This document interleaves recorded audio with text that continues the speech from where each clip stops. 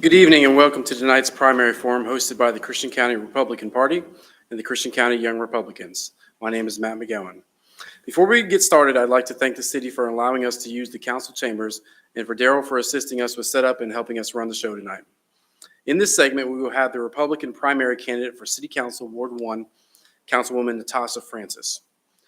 As Ms. Francis is unopposed in her primary, we will be doing an opening statement followed by 2 questions and a closing statement. Ms. Francis, 2 minutes, please. Good evening, everyone. I am Natasha Francis, and I am your current City Council for Ward 1. I'm a mother of 3 and a grandmother of 4. I come from a big family of 10. I graduated from Christian County High School, and I have lived in Hopkinsville for 43 years.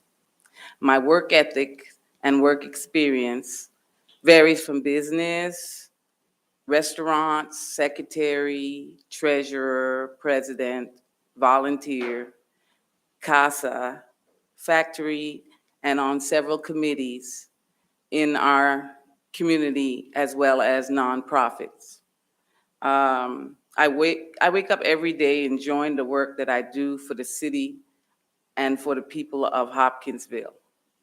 I can actually say I love my job. I have a great personality that can talk to anyone. I treat people fairly, and I look for the brighter sides of things. I look forward. I look, listen, and live my life on a safely terms. I walk and talk honestly, and I love working with children. Also, just to get them ready for the future. And I'm a people person. Thank you. Thank you, Councilwoman. And we'll move on to our first question. And our first question is, what are your top 3 priorities for the next 2 years? My top 3 priorities for the years is 23 and 24 is for the road and infrastructure, housing and home ownership, and also to help with the elderly and disabled and veterans. All right, thank you, Councilwoman. And we'll move on to our second question. What makes you the most qualified candidate for this position? I believe I'm qualified for it because I think that my hours of accessibility is from day and night. I'm flexible. People can get a hold of me anytime. A great listener. I'm very understanding, and I see things from both sides. I have a lot of patience, and I'm humble and a very hardworking person. And people really do like me when they get to talk to me. And I make decisions based on the constituents for our city. All right, thank you, Councilwoman. And your closing statement, please. Thank you. I am happy and excited about our up-and-coming election in 2022. I'm glad to see everyone who came out to get educated on our candidates. Thank you all for doing our debate. It is much appreciated. I believe Hopkinsville is a one-of-a-kind city. And one reason is because we are kind, loving people. People generally care about each other. We are hardworking people, and we want the brighter future. We have plenty of opportunities for a beautiful life and business opportunities. Let's keep the city going in the right direction, which is up, and we can grow as we move forward for our citizens. Thank you, Councilwoman. And that concludes our forum for City Council Ward 1. Please stay tuned for our forum on Ward 2, and don't forget to exercise your constitutional right to vote on May 17th. Thank you.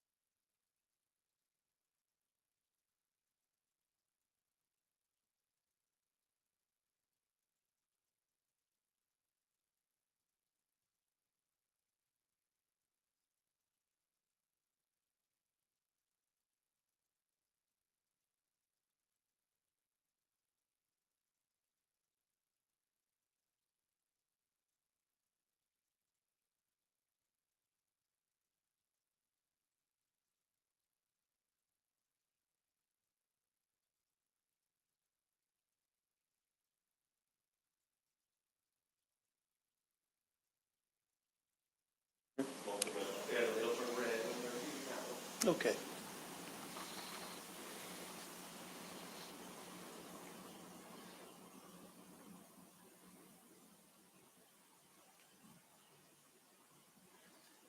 He says you're good to go. Good evening and welcome to tonight's primary forum hosted by the Christian County Republican Party and the Christian County Young Republicans. My name is Matt McGowan. Before we get started, I'd like to thank the city for allowing us to use the council chambers tonight and for Daryl for assisting with setup and helping us get through the segment tonight. In this segment, we will have the Republican primary candidate for City Council Ward 3. As Mr. Marsh is running unopposed in his primary, we will do an opening statement, followed by a couple questions, and then a closing statement. So, Mr. Marsh, 2 minutes for your opening statement, please. Okay, thank you. Number one, I just want to thank the Republican Party of Christian County for sponsoring the debates in the the young people of the Republican Party in Christian County. It's an awesome time to be here. Thank you for allowing me to come and introduce myself really until the November election, until the general election. I don't have an opponent, so I just want to take time to introduce myself. My name is Don Marsh, and I am a candidate for the city council seat in Ward 3. And my wife and I, Kathy, came to Hopkinsville about 5 years ago.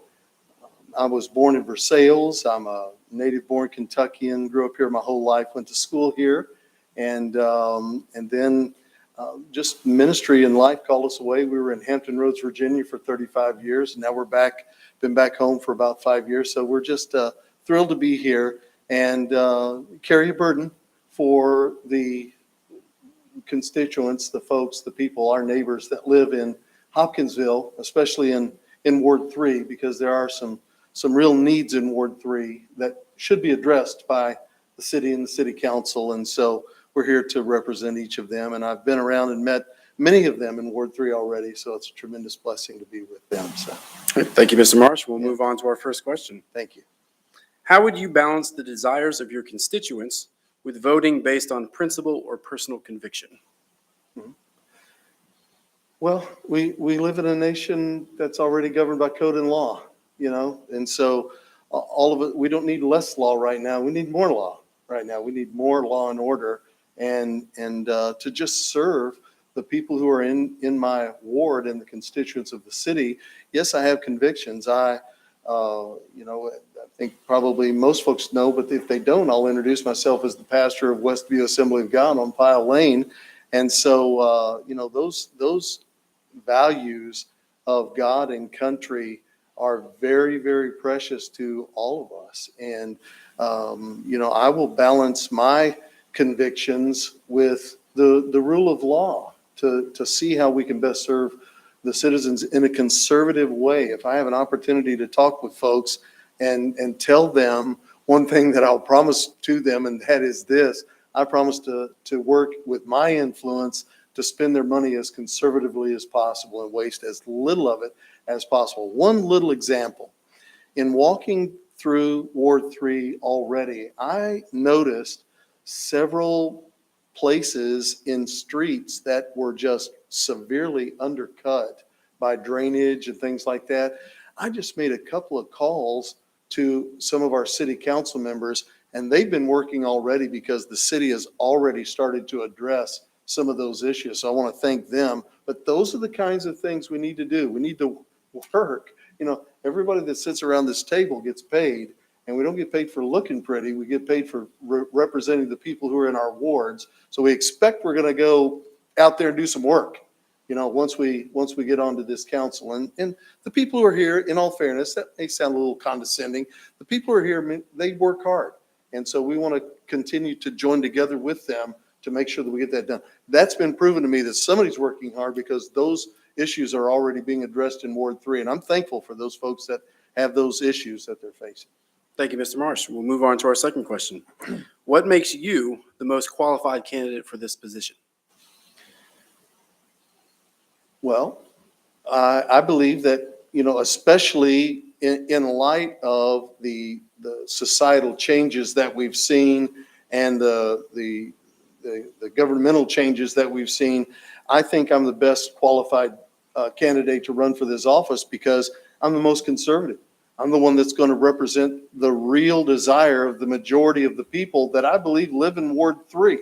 And Ward 3 is a very, very diverse ward. And so whether, you are Republican or Democrat, you still live, you still pay taxes, you still have to drive in the streets, you still have drainage issues, those kinds of things. And so I intend to address those in the very best, most conservative way we can and not waste money, not waste the people's money. We don't need to be spending money on things like bribing people to take a vaccination. I consider, this may be a simplistic answer. Why don't we take money like that and go out and patch some potholes? So those kinds of decisions are decisions I think the average citizen is going to make. It's common sense. Why am I the best qualified? Because I believe I am the common sense conservative candidate in this race. Thank you, Mr. Marsh. Sure. And moving on to your closing statement. Okay.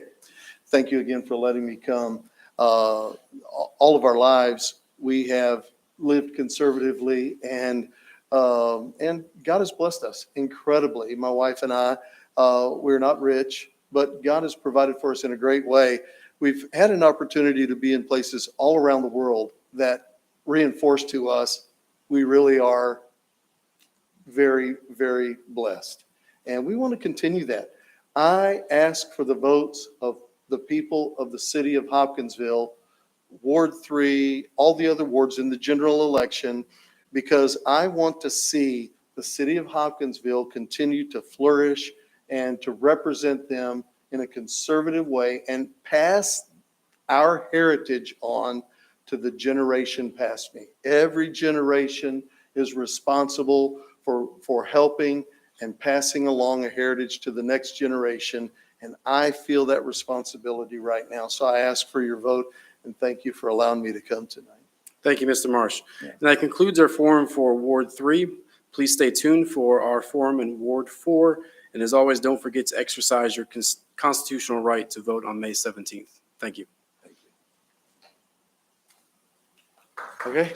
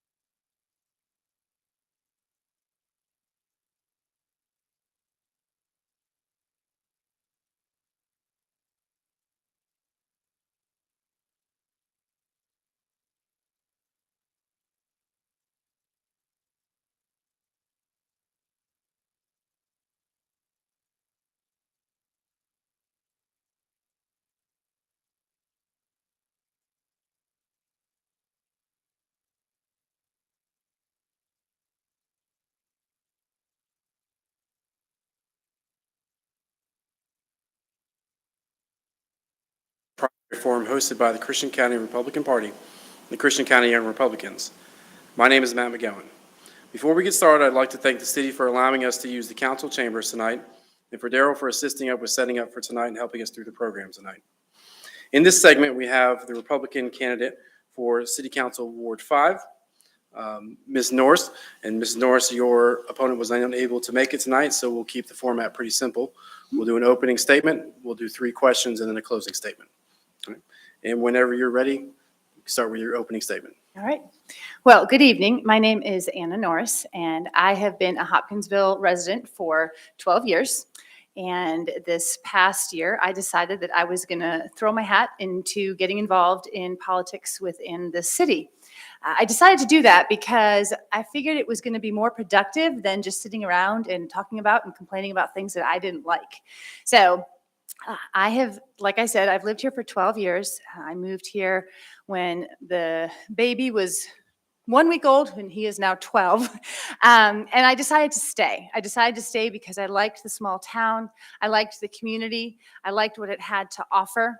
And I felt that this was going to be a really good place to raise my family. And for the most part, it is. But I also think that there's work to be done and things that we can do to make it better. I am fiscally and socially conservative, and I'm running because we need that. We need people who are both of those, who are willing to speak up, who aren't afraid of being canceled, who aren't interested in the status quo. I think it's very important to have people serving in the community who aren't part of the establishment, and I am definitely not part of that establishment. What I hope to accomplish in City Council and being able to represent people of Hopkinsville in Ward 5 is what I already touched on: some fiscal responsibility, fiscal conservatism, helping plan for a rainy day, paying attention to the fact that government doesn't actually make any money, nothing at all. It is all taxpayer money. And I think that's a really, really important aspect that differentiates me from my opponent, because according to her, it's not taxpayer money. And we have that on record and as a quote during a city council meeting. I am here on my own today because I felt that it was very important to show up for this job interview and to balance my schedule in a manner that I could show up and say what it is that I want to say, answer questions, and allow the people of Hopkinsville to get to know me better. Thank you, Ms. Norris. We'll move on to question number 1.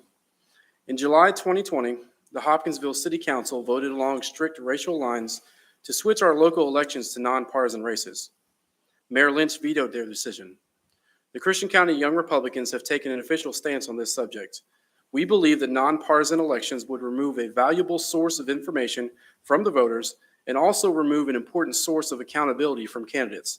What is your opinion on nonpartisan elections?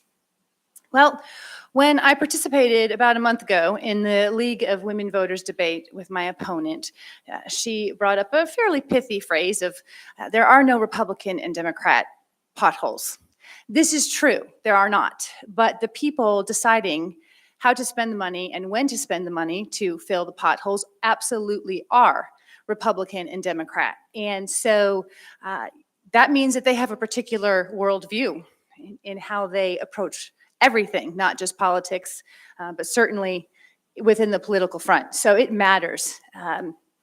And I want to know, and I want people to know where my leaders stand, and if I'm one of your leaders, I want you to know where I stand.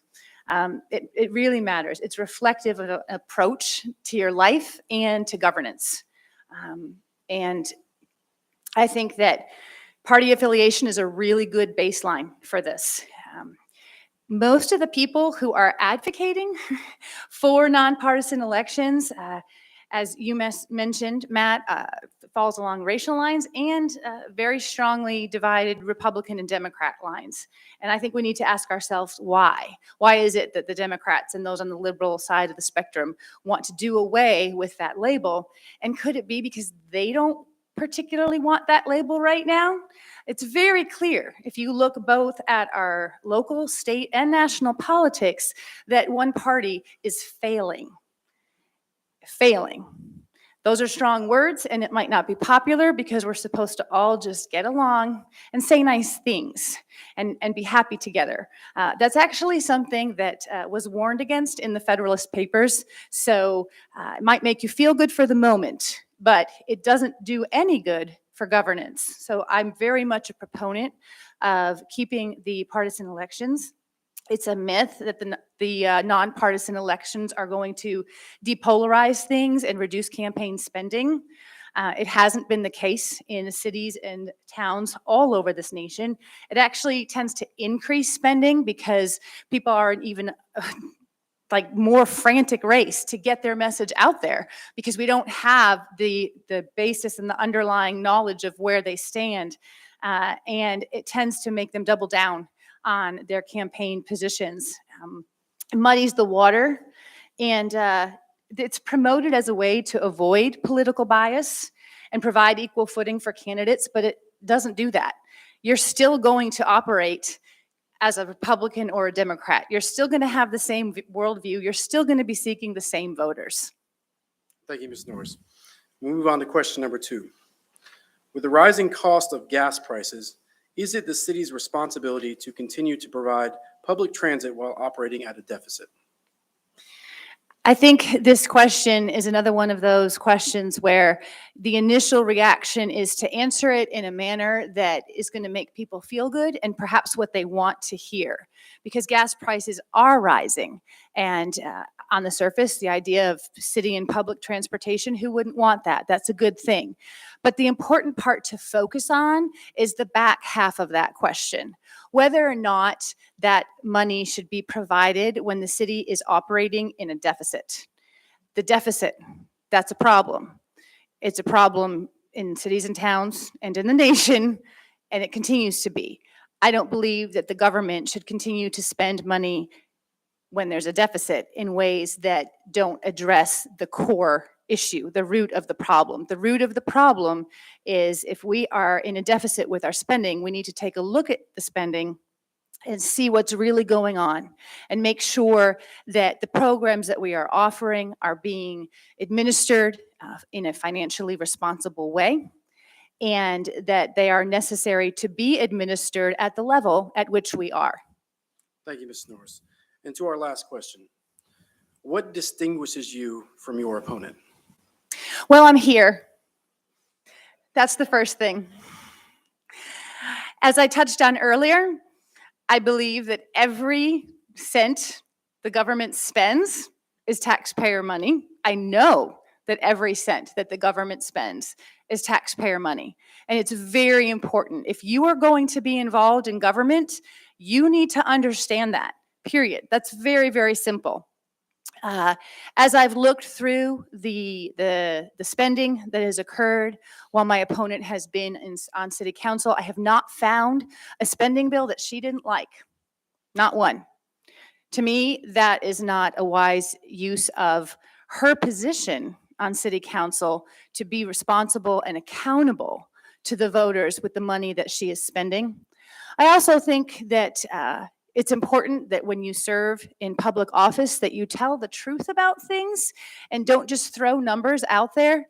In my previous debate, when we were talking about some of the priorities that are necessary to focus on in town, I brought up the issue of crime and police and the necessary budget focus that's going to need to be given to making sure that we reduce crime and perhaps even support our police officers more than we already are financially. And she told me that 80% of the city council budget already goes to our police. And I have spent the last several days looking through the budget and line after line and expense reports.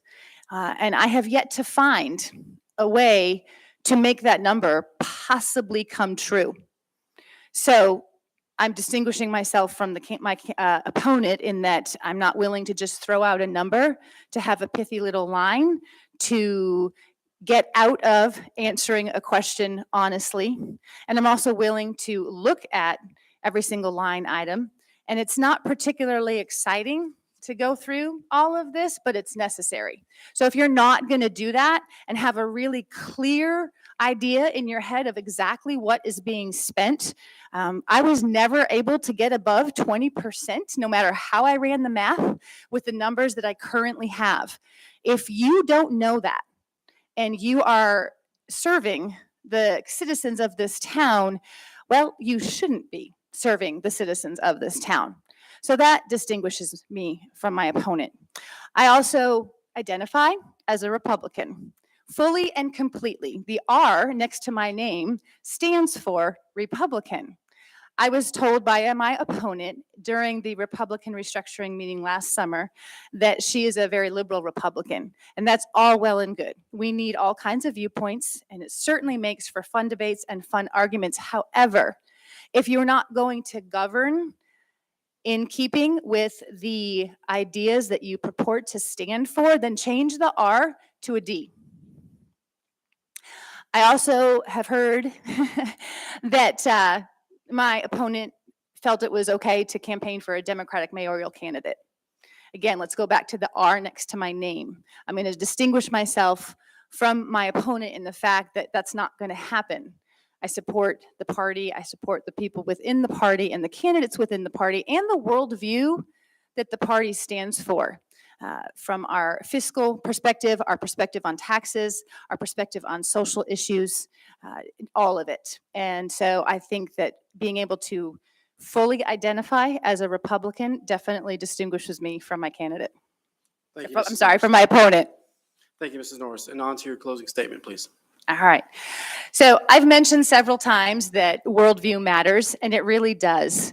Oftentimes we think of something like that in a lofty manner, that it really only applies when we're looking at some big, important federal election, as opposed to city council, where the members serve part-time and then hopefully are off doing other things to contribute to the community. But it matters from the very bottom to the very top.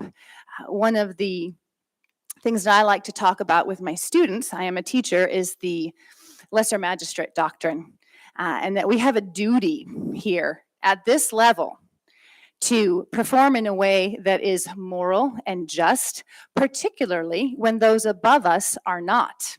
It's very clear as we watch the way that this country is being governed from the top down, that those above us and down to our level here in the city are not performing their duties in that manner. So it is my duty as a citizen who cares and is invested and involved and is raising children in this community and wants to make the community someplace that my kids want to stay. And even if my kids don't stay here, that other kids do, because it's going to be the backbone as we move forward in this 21st century by growing this town and getting families and those people who are here to have enough to want to stick around. So worldview matters. And I believe that I offer something within my worldview, how I approach, like I said earlier, fiscal issues, as well as how I approach social issues that is needed in Hopkinsville. I'm not establishment. I'm not from here, but I chose to stay here. And I think that's significant. I don't have fancy political or business connections. I don't have a really padded bank account to make really significant land deals that could benefit me or people that I know when it comes to, I don't know, doing things like building new schools. But I care, and I care deeply. And I think that's really important. And I don't care about it because of what it can do for me. In fact, I really was dragging my feet for quite some time as to whether or not I was going to do this. It takes energy, it takes effort, it takes time. I'm busy raising kids. I'm an entrepreneur, and I've started my own business. However, I don't have a right to speak out against what I don't like if I don't get involved. And the truth of the matter is, we need a return to statesmen, or in this case, stateswoman, but I'm okay if I'm called a statesman as well. And that is somebody who is interested in serving for service sake, for the community's sake, not interested in serving in terms of what it can do for me. And I think that's really important. I think a reluctant candidate is probably, and I can remove the probably, a reluctant candidate is going to be your best candidate, because I'm not in it for myself. I'm not in it because I've done it for several years and I like the name behind the title behind my name. And I like to sit on a whole bunch of different committees and be able to say that I helped plant that tree, or I helped build a bridge that ends nowhere. I want to do this because I want to serve my community. It's not to make a name for myself. It's to make this town a better place. Thank you, Mrs. Norris. Thank And you. that concludes our forum for Ward 5. Please stay tuned for our forum on Ward 6. And don't forget to exercise your constitutional right to vote on May 17th. Thank you. Thank you.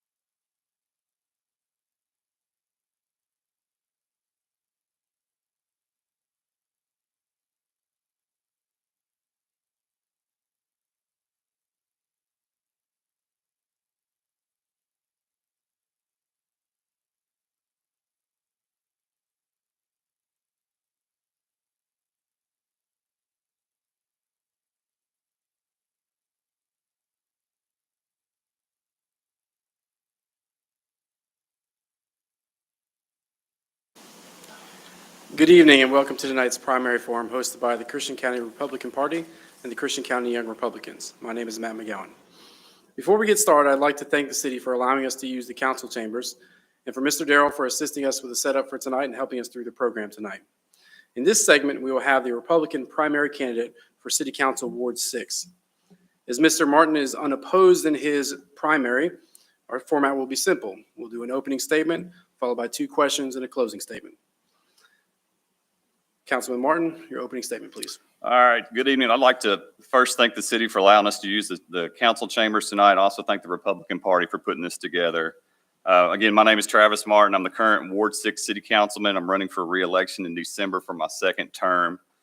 I was appointed to council when we had a change in mayor in 2020 and later won my election in November of that year. I've learned a lot in the past 2 years, but I feel like I've only scratched the surface on how I want to see Hopkinsville strive for the future. I've been a constant advocate for my constituents in Ward 6, whether it's a residents calling about a neighbor's tall grass and trash or items such as potholes. I've always been accessible and willing to help at all times. I try to listen more than talk and help all I can. We've got a lot of new asphalt on our roads in Ward 6 here recently, and I supported adding the additional $2 million to our local streets, and it's great to see some of the end results so close to home. I've also been a huge supporter in economic development in our community.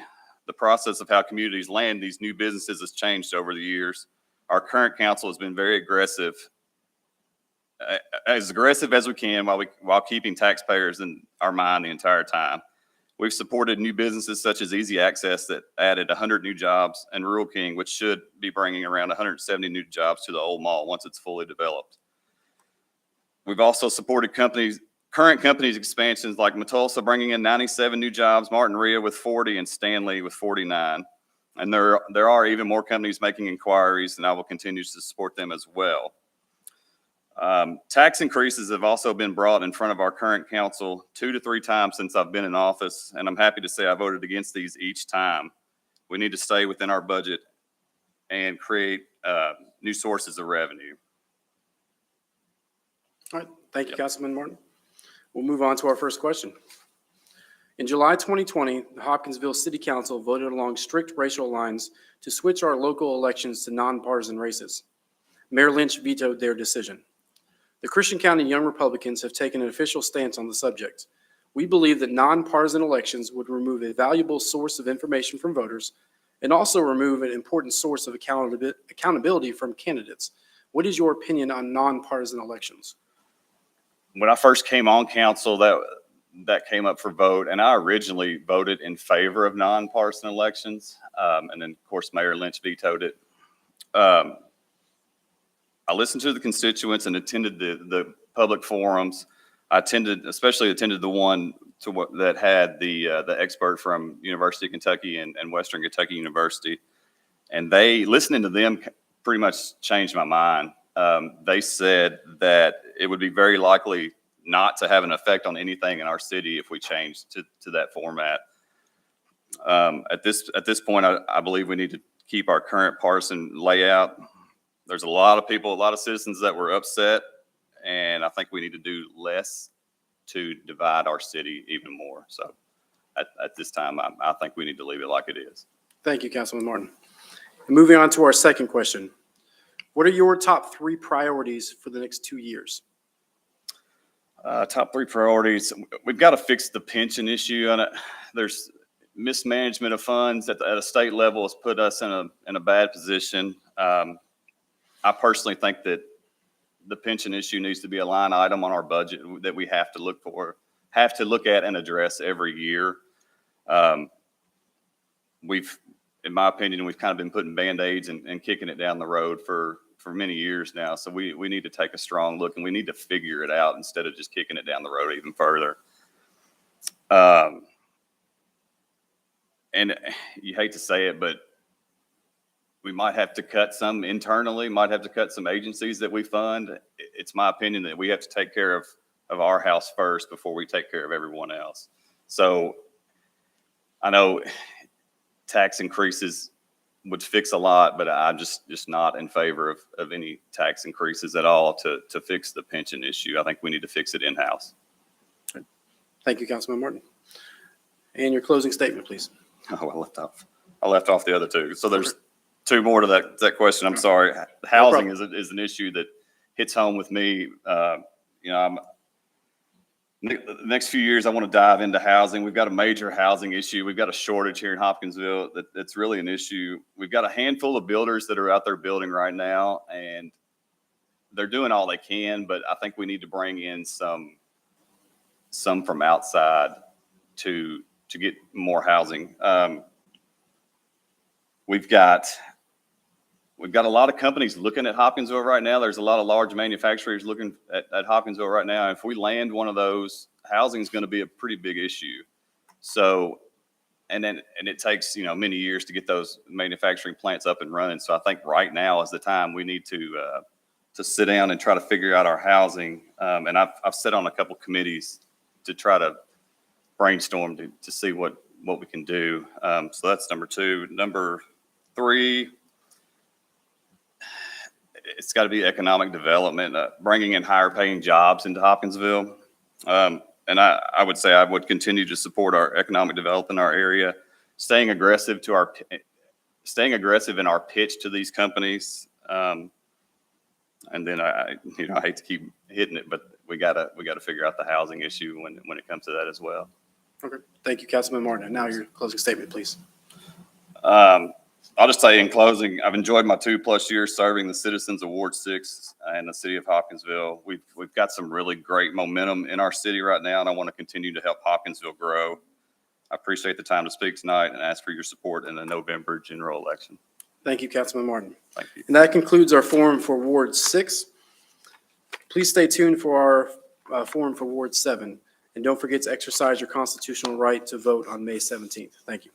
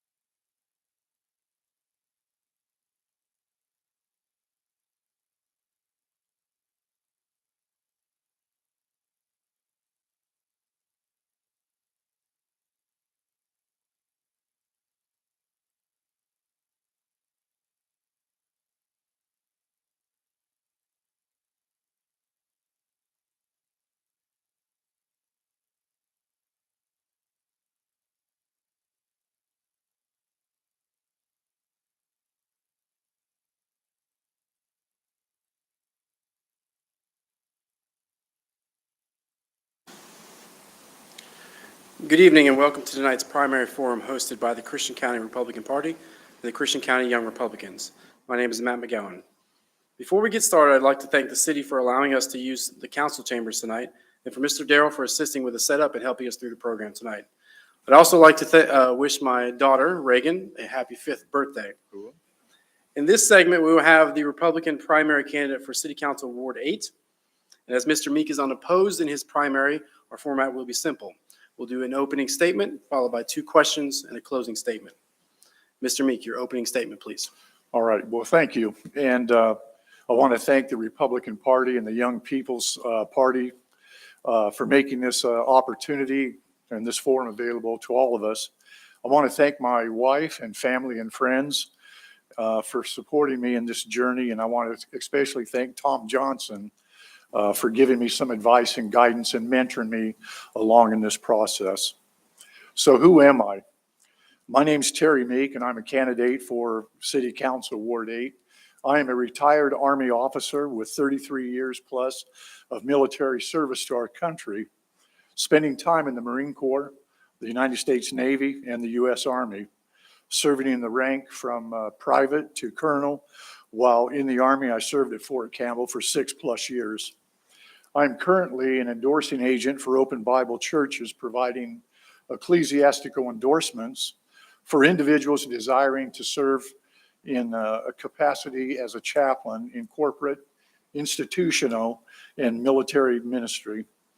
I am married to Leslie. She's been my bride for 43 years. I don't know how she's tolerated me that long, but she has. She teaches English for the K-12 International Academy.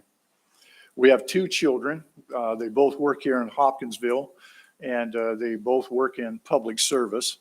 I have 3 granddaughters, and I love to golf, but I'm not sure my friends would call what I do as golf. So what am I about? Well, I'm an individual that believes in being reliable, hardworking, and honest and transparent in everything that I do. I believe in excellence and hard work. I believe in honesty at all times. I believe in a strong work ethic that can help anyone from any background achieve anything that they want to acquire in life. I believe in treating everyone with dignity and respect. Thank you, Mr. Meek. Yes, sir. We'll move on to our first question. Further development of the relationship between Hopkinsville and Fort Campbell has been stated as a priority for many previous city council members. Would you continue to seek to improve this relationship? And if so, how would you market our city to the members of the military community? As a member of the military for many years, you know, we make constant duty changes all of our career. And before we go to another duty station, the stories about the community always precede our arrival. And so we have to parse through everything that is told to us about the community and then make our own decision. When I came here to Hopkinsville in 1986, I had a friend say, you know what, you ought to think about moving to Hopkinsville. It is a warm and inviting community. And my wife and I decided to look for homes. There was a lady here by the name of Jewel Long, realtor. She'd been here for many years, and she took us under her wing and treated us with dignity and respect and showed us all around. And she was so warm and inviting, it just made me think that, you know, this is a great place to put down your roots and to get involved with the community. So along those lines, as I learned that lesson early on with Hopkinsville, I decided that some of the things that we could do as a community is not to reinvent the wheel. We already do some great community programs here with the city parks and recreations. We could simply rename some of those, like what is going to happen there in Oak Grove, where they have a salute to Fort Campbell, and they invite the Fort Campbell soldiers and families, members of the community, out to their event, and we highlight them during that day and lift them up as a community. I think it's also important for us, like what others have said earlier, for us to look at housing in this area, because we need lower income and medium income housing because we have such a great shortage of it right now. So military audience, people that retire, federal personnel that we would like to have join our community upon retirement, they need to have a place to live. It needs to fit their budget. And currently we don't have that in abundance, so that businesses want to come here, join our community. Businesses bring employees. Employees want an attractive community. And that's what we need to provide. Housing. We need to provide business opportunities. We need to be a community that invites and welcomes the members of the military community, because we're lagging far behind Clarksville in development because they opened their arms in a genuine way to the military years ago. I think we can bridge that gap, and I would like to be a part of that in the future if I'm elected. Thank you, Mr. Meek. We'll move on to our second question. What makes you the most qualified candidate for this position? Well, first of all, I have a desire to be a part of making this community a better place to live. If I'm going to expect my children and grandchildren to live here, I need to put some money into the game. And that's my time, my energy, and my efforts. My wife, her father, she was raised in a town of 200 people. That's not many people. And 3 or 4 people get involved, and they did everything for that community. And my wife's father was the fire chief. He was the mayor. He was the guy that led all of the organizations. And that totally impressed me about his dedication to that small community in an effort to try and make it better for everyone that lived there. And so I wanted to follow that model. And so I think just emulating and watching everything that he does enhances everything that I can bring to the table. Secondly, I've been in public service for nearly all of my adult life. Third, while in public service, I have served in several key leadership positions, ranging from an operational planner and staff officer in the Army, leading and supervising chaplains and chaplain assistants in planning and the execution of faith programs for thousands of soldiers and their families, both in the United States, Europe, and then also in combat operations. Fourth, while leading others, I have worked and led folks from various cultural backgrounds, which I believe gives me a unique position in addressing the needs of other people as I listen to what they need. And finally, I worked as a resource manager while I served in the military. And that position made me responsible for property, equipment, finances, for an Army post-religious support plan program. And it was well over $1 million annually, and I had to work that whole process. So in summary, I want to be a change agent for this community that possesses the needed qualifications and leadership skills to make a positive contribution to our city. Thank you, Mr. Meek. And your closing statement, please. Yep. So as I said, I want to thank everyone again for their help in this journey that I've been traveling on right now.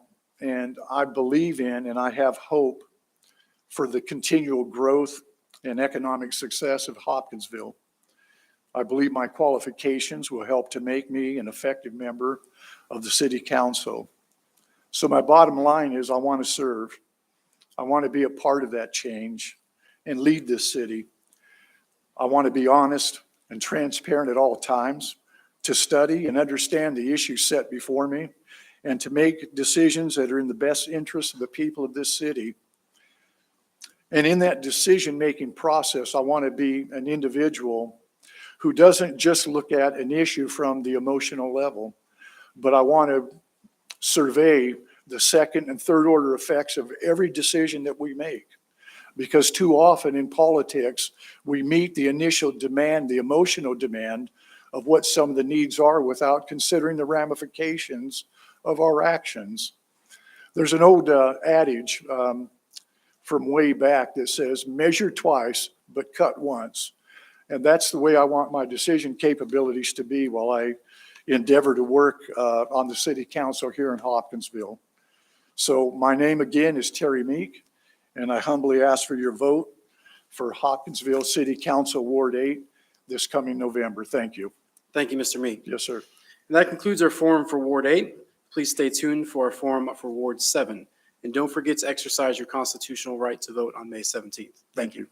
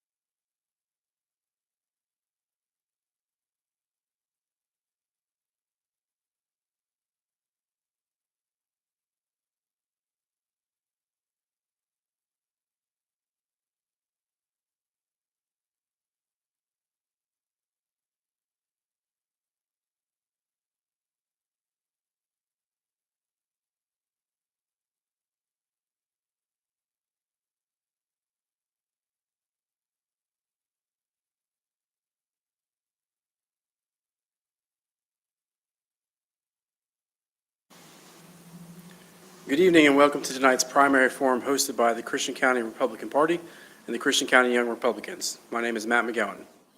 Before we get started, I'd like to thank the city for allowing us to use the council chambers tonight and for Mr. Darrell for assisting us with setting up for tonight and helping us through the program. In this segment, we have the Republican primary candidates for City Council Ward 7. Our format will be simple. Each candidate will have 2 minutes to introduce themselves. Once each candidate is finished with their introduction, we will begin a series of questions. Each candidate will have up to 3 minutes to answer each question. 30-second rebuttals will be granted upon the request of a candidate once each candidate has been given an opportunity to answer the original question. After our questions, each candidate will be given an additional 2 minutes for closing statements. And with that, we'll move on to our opening statements. And Mr. Wilcox, you'll be up first. Thank you. Good evening. My name is Doug Wilcox. I'm running for City Council, Ward 7, which can generally consist of the neighborhoods of Hunting Creek, Holiday Park, Gibbons Addition, Eagles Cove, and Martin Place. Thank you to the city for allowing the use of this building to hold the debate, and thank you to all of those in the Republican Party who worked hard behind the scenes putting this together, allowing us the opportunity to introduce ourselves. A little bit about myself. Both myself and my wife, Mary Beth, have lived in the majority of our lives in Ward 7. We grew up in these neighborhoods, Hunting Creek and Holiday Park, respectively, and we are raising our 3 boys here as well. After we married in 1999, I joined the United States Air Force due to my passion to serve this country. Our love for this community brought us back to Hopkinsville in 2004. I've been a conservative Republican my whole life, and I will bring these core values to the Hopkinsville City Council. My message will be a positive one focused on furthering progress in Hopkinsville, has already made in downtown improvement, overall business growth, and recreational opportunities. My nearly 20-year career in business-to-business sales has been built on the foundation of communicating, building trust, and ultimately negotiating win-win opportunities. I will utilize these same skills in listening to the concerns of Ward 7 constituents, relaying these with the council, and finding common ground on net positive actions for the City Council for the City of Hopkinsville. Thank you, Mr. Wilcox. Mr. Graham, your opening statement, please. Hello, my name is Mark Graham, running for Ward 7 City Council. A little bit about myself. Born and raised here in Hopkinsville. Don't think they'll let me out. So got 4 children. They're all here in Hopkinsville. I've got 1 son in college, and he'll be coming back to Hopkinsville once he graduates as a doctor of physical therapy. I've got 3 dogs at home, been married for 27 years, lived in Holiday Park for the last 25 years. Lived on Fairview Drive for about 10 years. Lived on East 7th Street, East 7th Street, growing up as a young boy. So I've got, my grassroots are here in Hopkinsville, don't plan on going anywhere. As far as what am I going to do for the city of Hopkinsville, I'm going to listen to my constituents. I'm going to run polls. I'm going to run surveys. I'm going to listen to people as I walk up and down the street, not just once I get in here, close my door and my phone. A lot of times the city council members, once they get elected, they go on their own rampants or get in cahoots with other council members and don't listen to their constituents. They vote how the group wants to vote. Not all the councilmen, but some of them. So I will be a candidate that listens and votes for the constituents for the growth of Hopkinsville. Thank you, Mr. Graham. And we'll move on to question number 1. And Mr. Graham, this question will go to you first. What practices would you implement to enhance government transparency?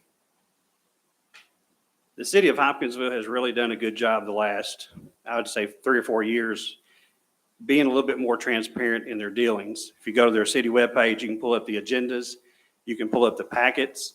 I'll say I've open requested several things from the city of Hopkinsville in the last several years. Chrissy Upton, city clerk, has been very generous, very kind, and very swift in replying to those open records requests. I would say I would add more things to the city website for residents to be able to get to without having to submit open records requests. The information out there, such as how are detailed line item spending habits of the individual departments, the where and everywhere the money is being spent at. So, you know, they've got general ledgers that they go off of, but they're all clumped up into groups.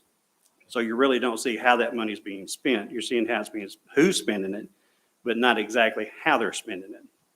That's what I want to get out to the public so they know exactly where all their money is being spent. Thank you, Mr. Graham. And Mr. Wilcox, the same question to you. What practices would you implement to enhance government transparency? Generally speaking, my expectation is that the process is a fairly transparent in its current form and becoming more so with social media. I plan to have a site dedicated to Ward 7. We can discuss current issues, links to council meetings. We can share praises, we can share complaints. And I pledge to be completely transparent is within the legal guidelines. Thank you, Mr. Wilcox. And we'll move on to question number 2. And Mr. Wilcox, this will come to you first.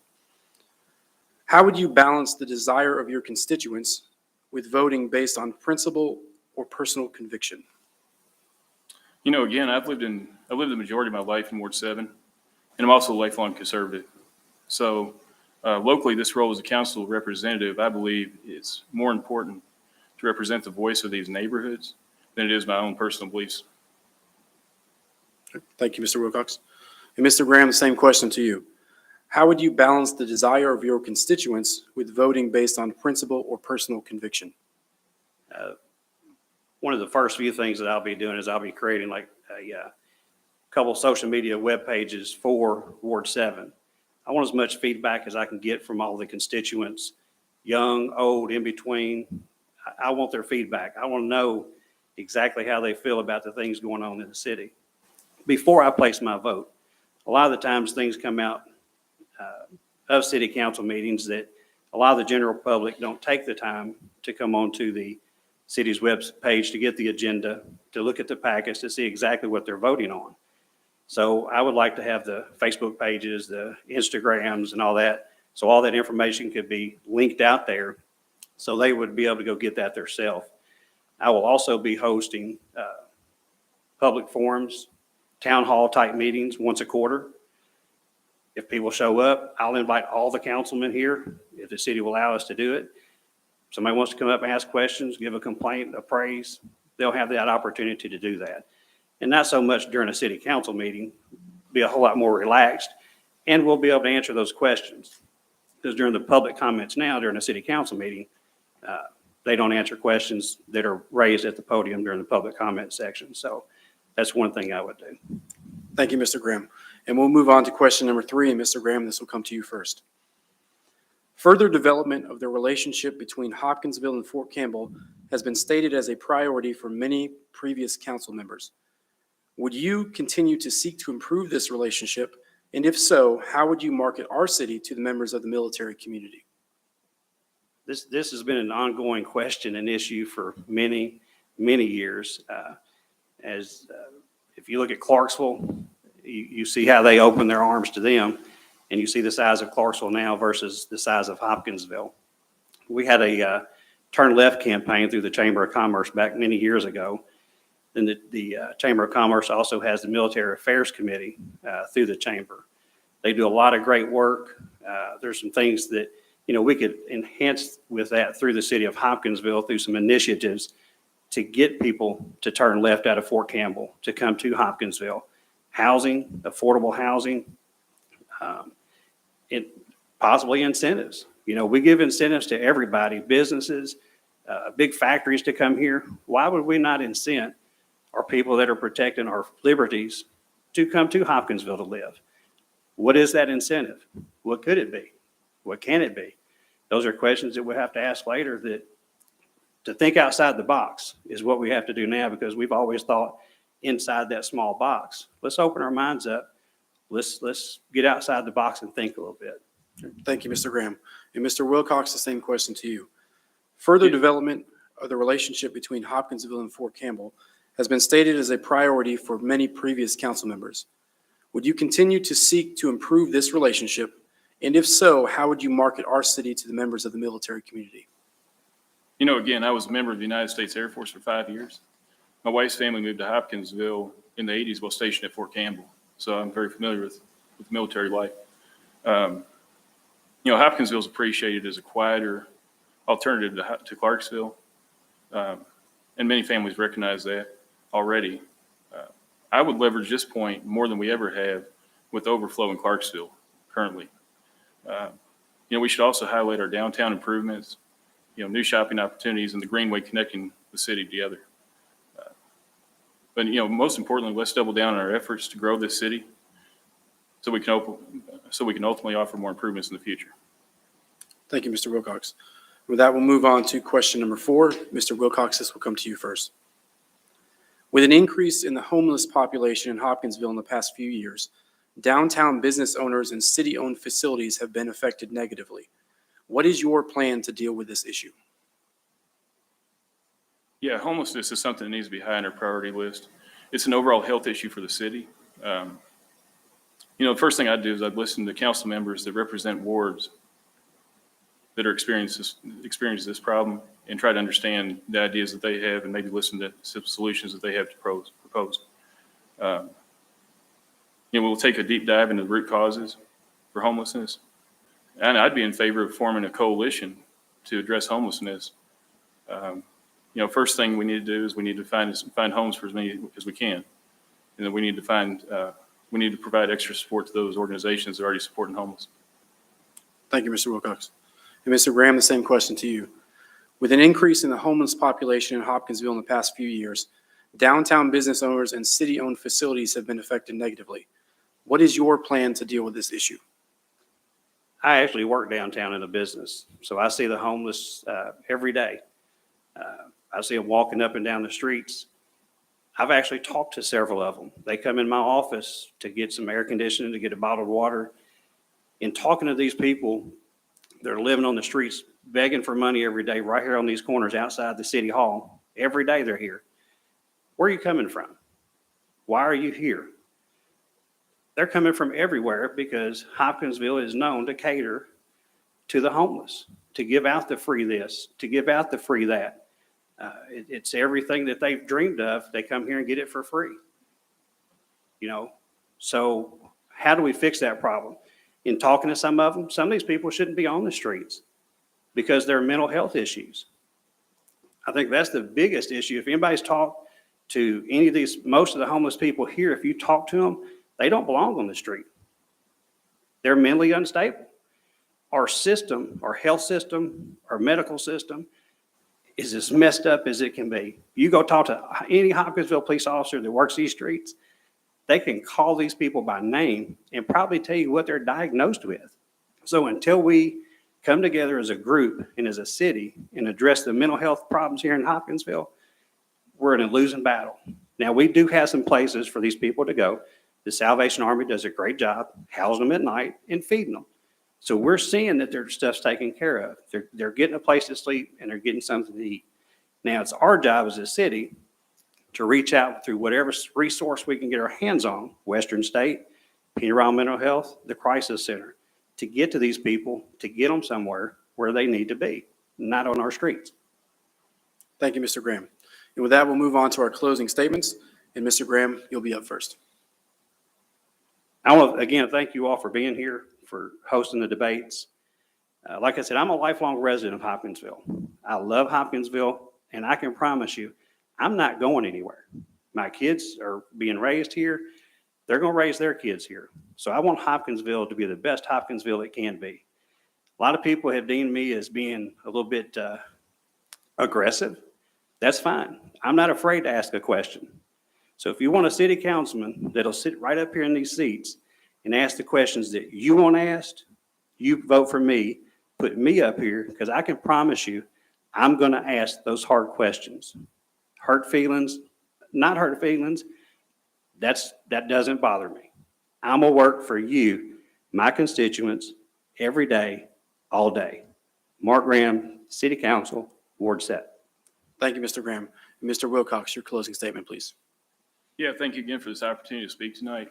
Again, like Mr. Graham, I've lived here my whole life, grew up in the neighborhoods, Ward 7, played in the streets where my kids play today. Just be my honor to serve those neighborhoods and serve the community that I grew up in. Thank you. Thank you, Mr. Wilcox.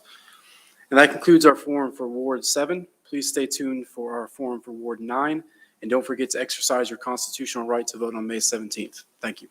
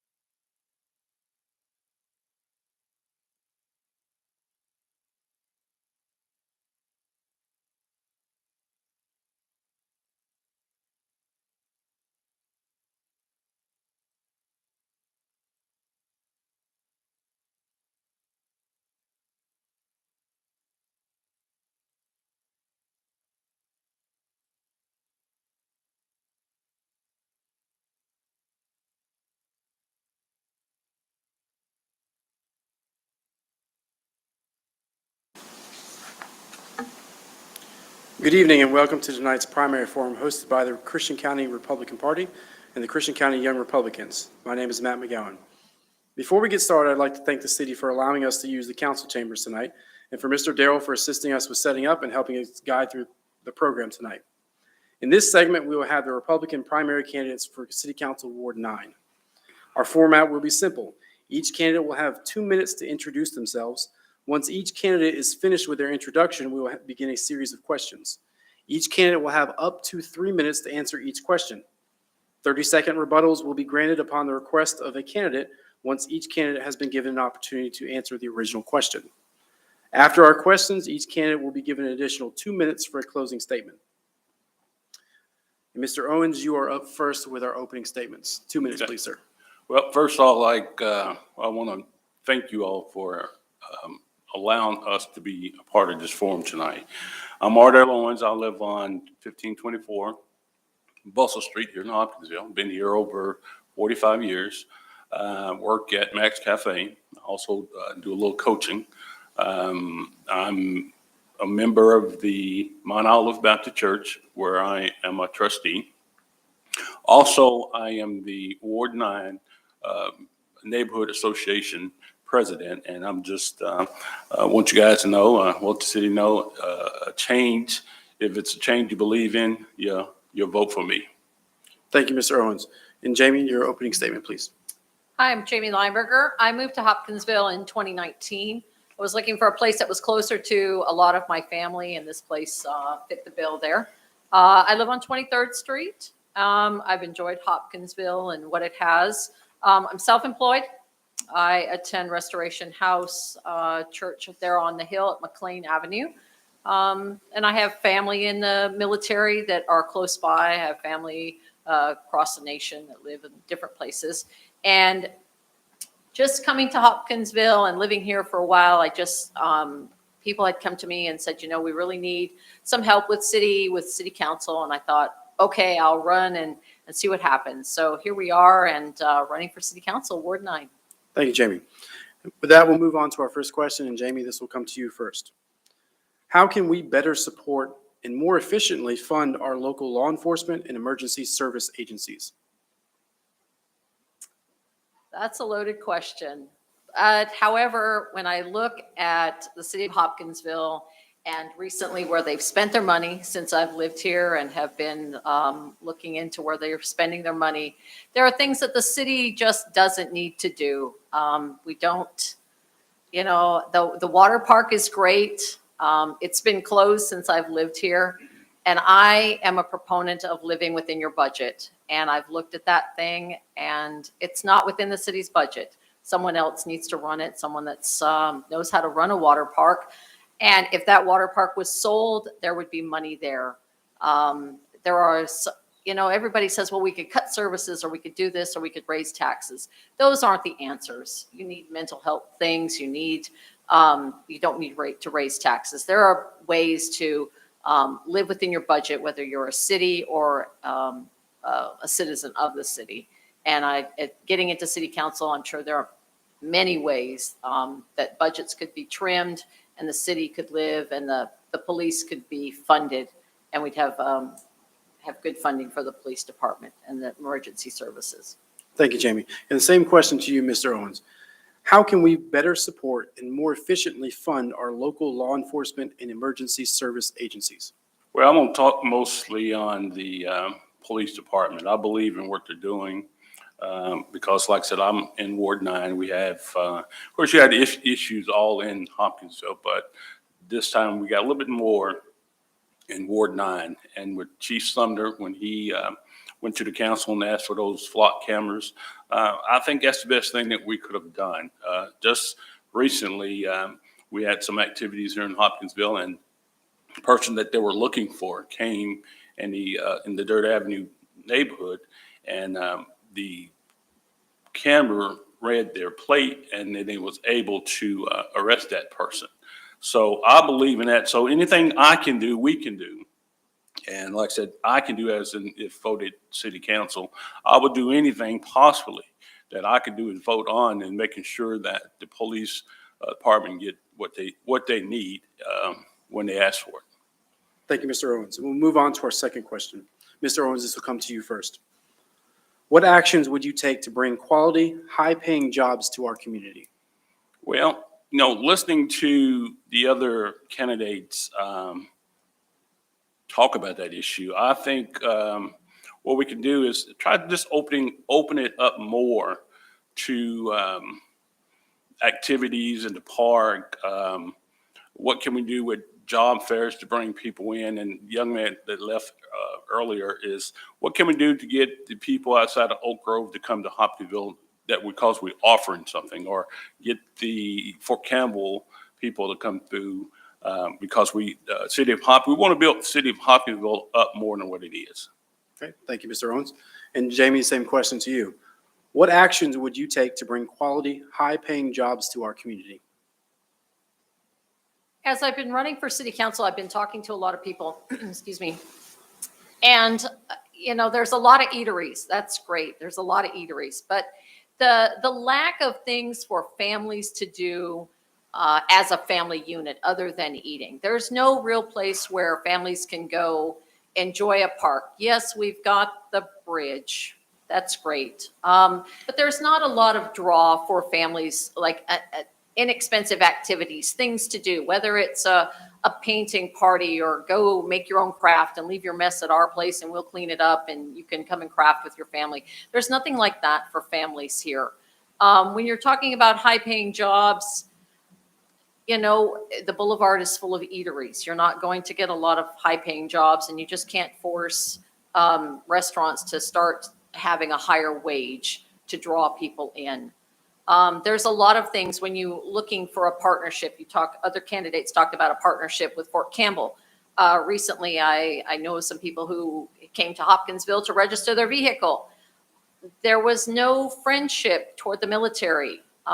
They said it'll be X amount of thousands of dollars to register your car. Go to Clarksville. They'll give you a military discount. And they did, and they didn't have to pay anything. So we're not military friendly on a lot of things, and we're just not family friendly. And we have to get that way to draw people here, to have them to come to more than just having beer and wings on a Friday night. We've got to be proactive and market for families, because if we can market for them, they'll come. We can't build something expecting them to come. We have to market for them and find a way to get them here. And I know there's a way. I've got a lot of ideas that I think would work for the city. Thank you, Jamie. We'll move on to our third question, and Jamie, this will come to you first. What practices would you implement to enhance government transparency? I would like to see the city of Hopkinsville have a user-friendly website. They have a website and you can maneuver it and you can find things on it, but there's no real way to communicate easily. A lot of people have said, well, it's complicated, it's this, it's that. I have a hard time finding things on the website. There's nothing interactive. I've lived in a lot of different communities where, whether it's the municipal Facebook page or the municipal website, it's interactive. You can post a question, other people can post a question. You can say, hey, there's a pothole at 9th and Main, let's get it fixed. There's this and that going on. As a citizen, prior to running for office, it took me a long time. I couldn't get a hold of anyone in a city building by phone.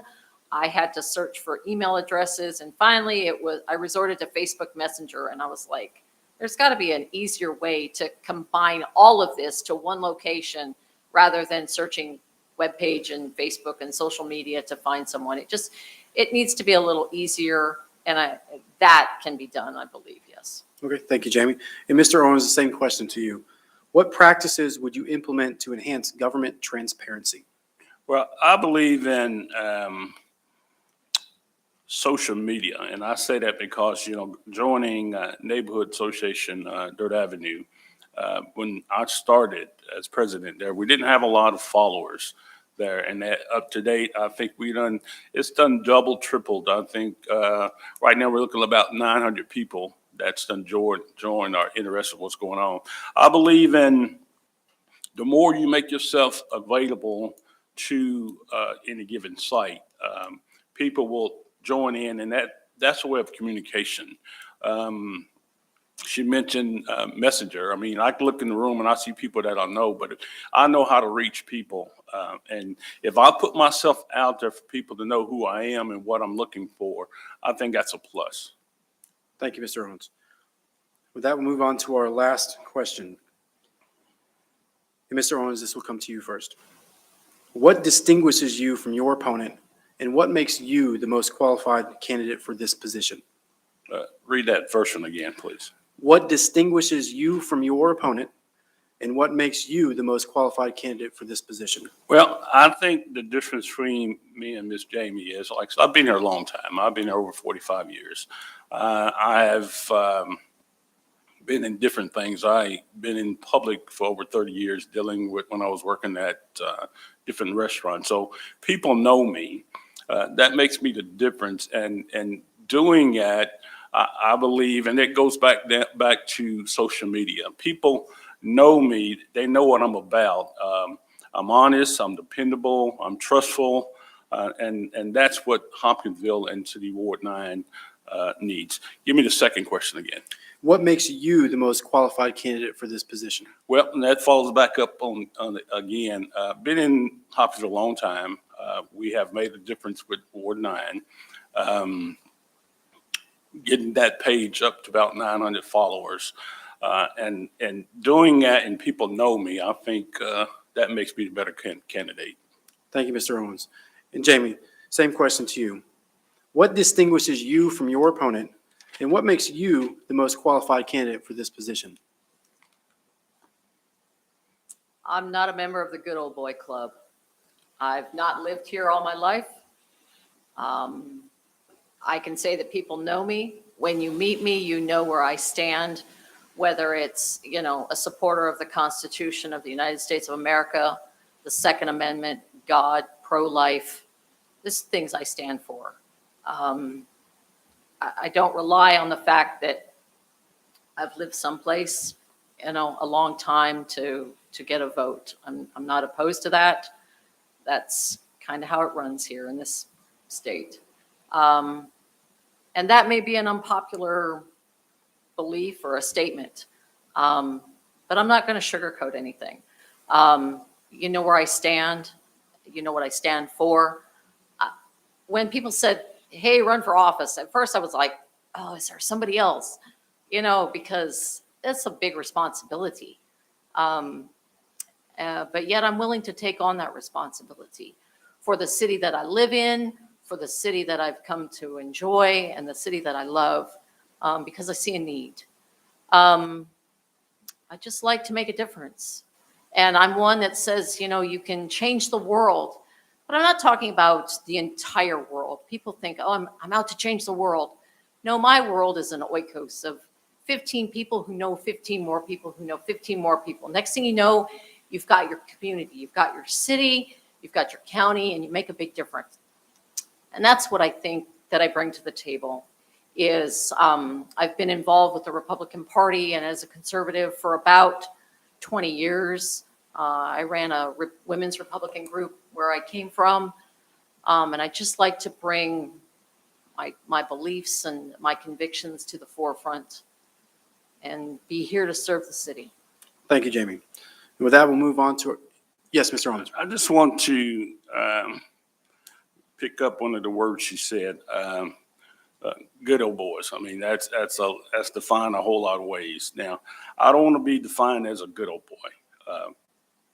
If you vote for me, Ward 9, it's because you know me as a person, not whose palms I'm rubbing or whatever I get coming into the city. So that's not me. And the members of the people that's watching this, I'm not a good old boy. I'm a man that believe in what I'm going to do, believe in the city, believe in what you're asking of me. So, and that's what I said earlier is that's a vote that you can believe in. Thank you, Mr. Owens. And we'll move on to our closing statements. And Jamie, you'll be up first. Closing statement, 2 minutes, please. I'm Jamie Lineberger, and I'm running for City Council, Ward 9. I'm here for the city. I've got integrity, and the word transparency, I've heard it so many times tonight. It's now just become a buzzword. But what you see is what you get. I'd like to be your candidate for Ward 9, to serve the city of Hopkinsville and the people that are here, and be there for you. If you've got a complaint, I'm easily reached. But I just like to bring my convictions, bring some fiscal conservativeness and some fiscal responsibility to the city, and to be here for you, the citizens of the city. Thank you, Jamie. And Mr. Owens, your closing statement, please. Well, like I said, I believe that within the last year, and I keep reference on that being the president of Ward 9, I believe that me building that up, and I say me, is the people that was working with my people that was working with me. I believe that if you vote for me, the difference we made in Dirt Avenue Association, I can make a difference on city council. And understand, yesterday, I was looking at everybody's form and the mayor's form. I seen what was going on with that. Just believe that Ward 9 is in everybody's conversation lately. Now, the things that happened in Ward 9 just didn't happen since I've been since I've been the president of Dirt Avenue Association. Those things just didn't happen. We need to believe in what I'm trying to push, believe in a change, and work with me, and I'll definitely show you that what we made a difference with the neighborhood association, I can make a difference with Ward 9. Thank you, Mr. Owens. And that concludes our forum for City Council Ward 9. Please join us, stand by for our forum for City Council Ward 10. And don't forget to exercise your constitutional right to vote on May 17th. Thank you. Thank you.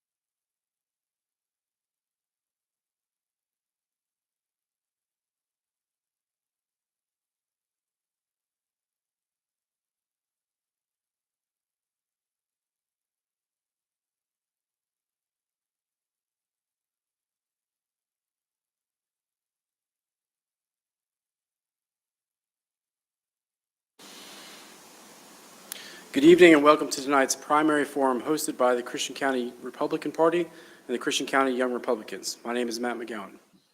Before we get started, I'd like to thank the city for allowing us to use the council chambers tonight, and for Mr. Darrell for assisting us with setup and for helping us run the program tonight. In this segment, we have the Republican primary candidate for City Council Ward 12, Matthew Handy. And as Matthew does not have a primary opponent, our format will be simple. We will do an opening statement, followed by a series of questions and a closing statement. So Matthew, whenever you're ready, opening statement, please. Thank you. Good afternoon. My name is Matt Handy, and I'm running for Hopkinsville City Council Ward 12. I'm 23 years old, and though I'm the youngest candidate on the ballot, I'm also one of the most qualified for this position. I'm one of few council candidates that has the experience and exposure both on the federal level during my time as a congressional intern and on the state level serving as the executive assistant to Kentucky State Treasurer Allison Ball. I'm a proud graduate of Christian County High School and a product of Hopkinsville Community College and Midway University. I've decided to run for City Council because I strongly believe the residents of Ward 12 deserve an advocate and someone that will fight for them and do more than just occupy a seat on the council. Someone that is present throughout our communities and a person that is invested and also lives in this wonderfully quaint town. Thank you, Matthew. We'll move on to our first question. With an increase in the homeless population in Hopkinsville in the past few years, downtown business owners and city-owned facilities have been affected negatively. What is your plan to deal with this issue? Let me just say, before I answer that, homelessness is an issue here in this community, and that is something that has become an unspeakable subject. But 2 years ago when I ran for city council, my opponent then vowed that he would address the homelessness issue. And 2 years removed, he has promised nothing but empty, viable solutions. And just about two or 3 days ago, we had an incident where an individual, homeless man, panhandler, tried to attack 2 new community members here in town. And that is not okay. Do we want to welcome people into this town with violence like that? So to answer that question, it's really simple. The city needs to address it, and the only way that I can think to address it is homeless shelters. I know we've got the Salvation Army.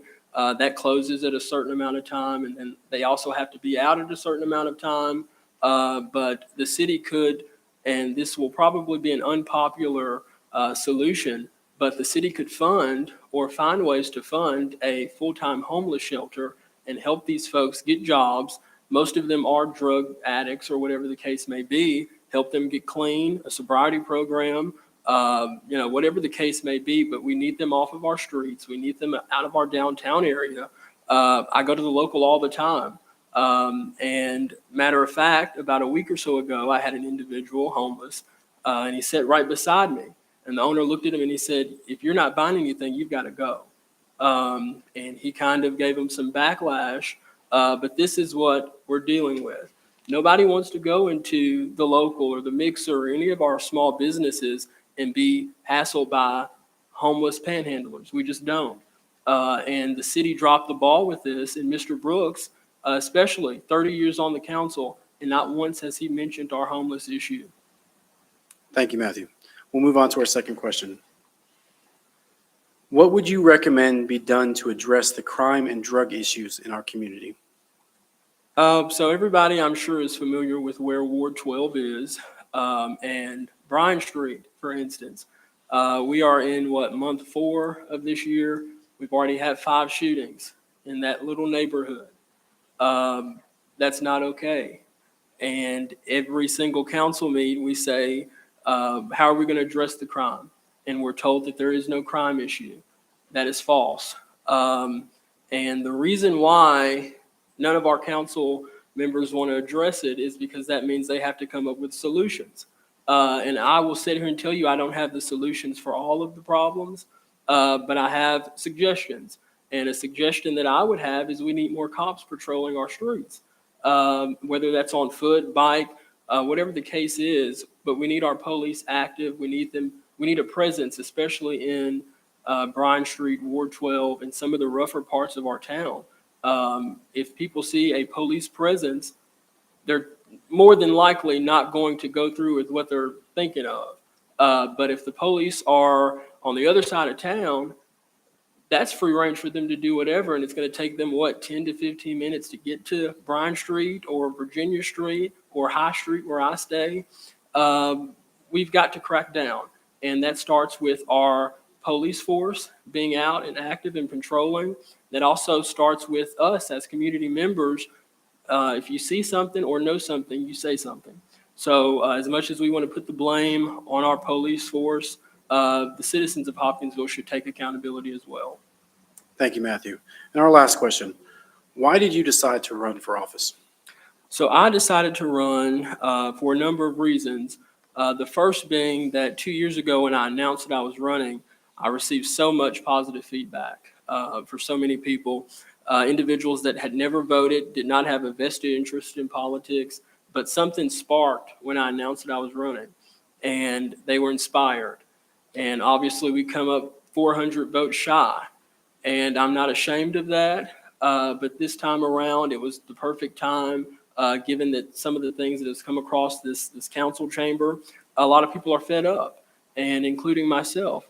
And, I'm a strong proponent of, if you don't like how something is going, you step up and you try to fix it. But 30 years, Mr. Phillip Brooks has been on that seat, and I can count on, numerous occasions when I've reached out to him and he hasn't responded. I've got emails from 6-7 years ago that still have gone unchecked. And so we do not need a representative like that on our council. Thank you, Matthew. And now your closing statement, please. Yeah. In closing, I want to first commend the local party. This is the first of any kind. So this is really commendable.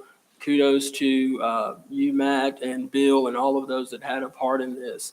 Again, great. This is great. But in closing, for me, I would just say that you look at the track record of Mr. Brooks, and you look at his voting record. It's not been the best for people like us. And by people like us, I mean tax-paying citizens of Hopkinsville. And I can tout on numerous occasions where I have, stood before him in this chamber and said, what are you going to do? How are you going to make Ward 12 better? And he says, let me get back to you. That's not how we should run. That's not how we should operate. And I'm still waiting on some solutions. And that's been 2 to 6 years removed. But if you want somebody that's going to be proactive, hands-on, accessible, I'm the person to vote for. And I can assure you that what you see is what you get. And I cannot wait to hit the campaign trail. I've already started a little bit, but I'm ready to meet, some young folks that really are ready for change. And if that is you all, please vote for Matthew Handy, because young voices matter. Thank you, Matthew. And that concludes our forum for Ward 12 City Council. Please stand by for our forum for Ward 10 for City Council. And don't forget to exercise your constitutional right to vote on May 17th. Thank you.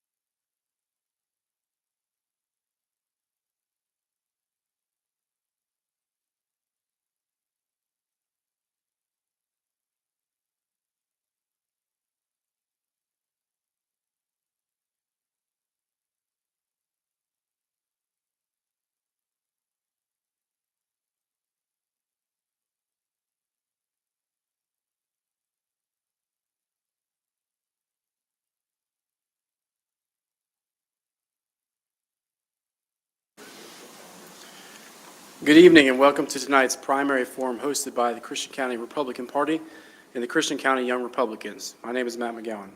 Before we get started, I'd like to thank the city for allowing us to use the council chambers tonight and for Mr. Darrell for assisting us with setup and guiding us through the program tonight. In this segment, we will have the Republican primary candidate for City Council Ward 10, Steve Keel. And as Mr. Keel does not have a primary opponent, our format will be pretty simple. We'll have an opening statement followed by a few questions and then a closing statement. So Councilman Keel, whenever you're ready, your opening statement, please. Thank you very much, Matt. First off, I'm just thankful that the Republican Party and the young Republicans especially put this format on. It's nice to have another formatted debate than the one we've been used to. It's always good to have something new. I am Steve Keel. I'm currently your Ward 10 City Council representative. I took office in 2020. Really enjoying the job. Best part of the job to me so far has been the people I've met within the ward. One thing I said I would do if I was to be elected, which I was to be sure I was answering questions and getting to know people within the ward and addressing issues that my constituents and the folks in my ward had. Things I've done to implement that since I was elected. I try about every 2 to 3 weeks to take a full drive through my ward. I keep a notepad. If I see things like, some potholes here and there, code enforcement issues, things like that, go home, shoot a few emails, get them to the right place. The other thing is, and I'll say this to everybody listening, if you've ever called me and I have not called you back, I'm apologizing right now. To my knowledge, I'm running about 100% response rate. If I miss something, I don't know about it, reach out to me because I don't like to miss anybody. And right off the bat, I'd probably been in office a few months. Somebody called with an issue. I showed up at their house. They said, I've never had a council member show up and stand in my driveway. And what I told them was our relationships are built in person. A phone call is great, but I want to know the people that I'm representing. So that's a little bit about me. That's the philosophy I brought to this seat. And the one thing about me that I hope is as long as I'm in this chair, be it as long as I choose to be here, the voters will allow me to be there. When I leave that chair, whoever comes behind me, I hope they come to Ward 10 and say, hey, whoever was here first must have done a pretty good job because this ward is well taken care of. Thank you, Councilman Keel. We'll move on to our first question. With the rising cost of gas prices, is it the city's responsibility to continue to provide public transit while operating at a deficit? That's a great question. I'm glad you asked that. We have actually started to address that within City Council. At our last meeting, a few meetings ago, we were brought some pretty bad news about maintenance cost, about fuel prices. Fuel prices isn't just hurting, the transit system. It's hurting all of our departments right now. We're kind of taking a hard look at those budgets because you plan for one thing, you get something else. We do the best we can. But as far as the transit goes, I think that we need to probably continue that. I've actually called around to different folks that I know who are involved with people. Personally, I don't use the transit system. I drive around. It is not something that I'm very much knowledgeable about.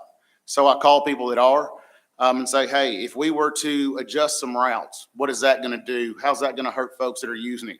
Because believe it or not, it's like I drive to the grocery store. There are people that need that bus system to get to the grocery store or get to the doctor and just to get the things they need to get through, their week or their life, to be honest. So I think we need to look at tweaking, which we have done that. The other thing that we made a very good move on was the first thing we did was we addressed the fuel contracts that PACs had. They were basically just pulling up to the pump and paying whatever the price was. We cannot do that within the city government. That is not a good way for us to do business. If any business that's running needs to have fuel contracts. So that was addressed. There was a lot of conversation about that, not necessarily in council, but I can tell you that I took part in some of those, calling around the department heads and different people involved. And now the PACs for the bus system is now piggybacked on our fuel contract within the city. So we're going to save some money there. The other thing we did with that is we were paying basically, they're taking their buses to, just a regular mechanic. We have a city garage. I've toured that. That was one of my best things that I did after getting elected was touring Public Works, seeing everything that goes on down there. And the public garage that we have that works on all of our city vehicles it saves us a lot of money, because we're, doing it in-house is a lot cheaper than taking it out. So now those buses that are being used in Hopkinsville, they're going through our city garage. I think it was reported at the last meeting, one of the buses, we had a $200 savings already right off the jump, because that's what we saved on a set of tires for one of them. Another savings, and it doesn't sound like much. It was like $18 we saved on an oil change. But you get enough oil changes, those $18 add up. You get enough tires. These buses are driving a lot. They get oil and you changes a lot. They need tires a lot. So anything helps. And so I'm just proud to say that I was part of the process already to get some movement on that. We'll see where that goes, and then we'll continue adjusting. We can't make a move and go, hey, look what we did. We have to stay on top of it, see how the numbers come back.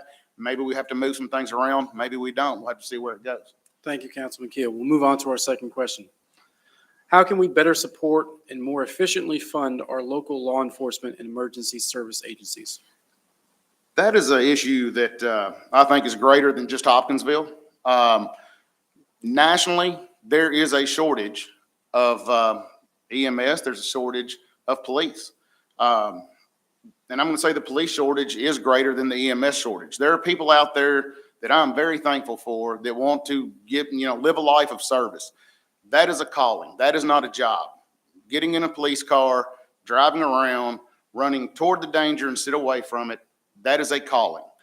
The unfortunate side of that is, and I'm going to use an example, and I'm going to, just to be sure I don't misquote this, I received an email today that there was a career fair that Hopkinsville Police Department and Hopkinsville Fire Department took place in recently. It was a joint state career fair. Over 100,000 people were reached prior to the event to notify them of this career fair. And this is why I say this is a nationwide trend. They had 10 people show up. Our last police hiring event we had in Hopkinsville, 3 people showed up. So that being said, I've heard a lot of people sit up here yesterday and today talking about we got to have officers on the street. We got to have people everywhere. The bottom line is we have to have people willing to do that job to get them on the street. And even when we hire them, we take them, we have to wait for our slots that are available at the police academy. Ed Eastman, I see you in the back. Shake your head if I'm wrong. It's a 12-week program? No. How many? 20. Thank you. So it's even longer than I thought. So it's a 20-week program at the police academy. Then we bring them back here after graduating. They're assigned with a field training officer. So it's 8 months, 8 weeks, thank you, before we have them out on solo patrol. So look at our time lapse. So it takes a long time to get these officers out here. I wish we had a magic wand and we had all these officers roll in. We have created some incentives to try to get officers to transfer to Hopkinsville. We've done some, trying to get creative on some things. But the fact of the matter is, we have to look at what is really happening. We can't sit up here and say, if I get elected, I'm going to fill us up with police officers. That's a great thing to say. That makes everybody feel good, makes me feel good. But it's not the reality. The reality is this is a national issue. So what do we do here in Hopkinsville? In Hopkinsville, we just invested in the flock camera system. My latest numbers that I received on the flock camera system, as I think we deployed those around Thanksgiving weekend, I believe, back in November. Let's say we deployed them in November. That's going to be close enough. Through April, we have had 13 stolen vehicles come through here that we have gotten. We've had a couple get away, unfortunately. By stopping those vehicles, we have gotten, we've got murder suspects off the street. We've gotten a lot of drugs, a lot of guns, those kind of things. We have to continue to invest in technology. We have to assist the officers that we have, and we have to address the pay issues with the officers that we have now. I'm going to sit right here and say that we have to give these guys a reason to stay in Hopkinsville. It is easy to stay in law enforcement if that is your calling, but there are other areas that may pay better than we do. And if you can go to another area with a less calls and a higher pay, why stay here? So we have to look at that as well. And that's something that's not going to be addressed and fixed just by me or just by anybody else that's set up here. We have to all sit together, the 12 of us, with the mayor, the CAO, the budget department, and everybody. It's really good to say my ideas are this and my ideas are that, and I'm right and you're wrong and all that. That sounds great, but that is not the way we're going to get these problems solved. We have to sit down, figure out what the give and take is, and address it and say, if we want to keep our officers, these are the things we have to do. But I want to continue to invest in technology and also just go to our police department, ask them, hey, what do you need? You know, that's one of the things I love to do is call the department heads, all the department heads. I call them all the time. Hey, just how are we doing? You know, we're meeting your needs. There's things we need to talk about. Can't tell you I can get you anything. I don't promise nobody nothing other than that I'll try. And that's the best I can do. So to address the police issue, that's the way I want to continue to address it. Retain the officers that we have. Look at incentives to get officers, good officers. We don't want other areas problem officers. We don't want them saying, hey, just, you know, Hoptown's giving a $10,000, I don't know what it is, whatever it is to sign on if you go over there. We need to vet these guys, be sure we're not taking somebody else's issue. Try to get them over here and work with technology. And I go back to the flock camera systems just because that is such a successful system and it is doing a wonderful job. So just, you know, I'm planning on keeping that course of thought on that. And anybody got any ideas, my number's listed. Give me a call. I'll listen to anybody. So I appreciate the question. Thank you, Councilman. And with that, we'll move on to your closing statement. In closing, once again, I just want to say I'm thankful that the voters put me in the seat in 2020, having run a campaign with some pretty tough competition last time. I'm not going to lie, it's pretty nice being unopposed this time. I prefer this method, but if anybody has any issues with the job I'm doing, come find me. You hear me tonight, I don't mind talking. I'll come to your house, we'll sit down, you know, figure it out and go from there. I just want to be available to the folks I represent. And if there's anything I can do for anybody, like I say, my number's on the website. Look it up, give me a call, I'll be there for you. Thank you. Thank you. And that concludes our forum for City Council Ward 10. Please join us tomorrow night at 5 o'clock for our forums on our fiscal court and our judge executive. And don't forget to exercise your constitutional right to vote on May 17th. Thank you.